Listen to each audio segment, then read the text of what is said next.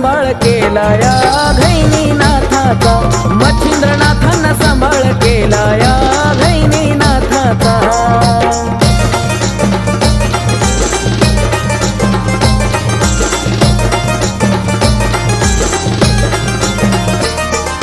सवंगडी मिळून खेळ खेळती मैदानी, मातीचा पुतळा केला गोरक्षनाथा.